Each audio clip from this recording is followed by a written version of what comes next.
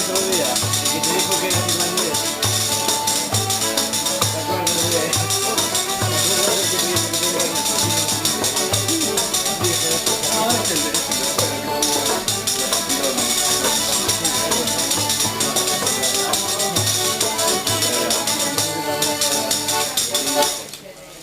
Bravo.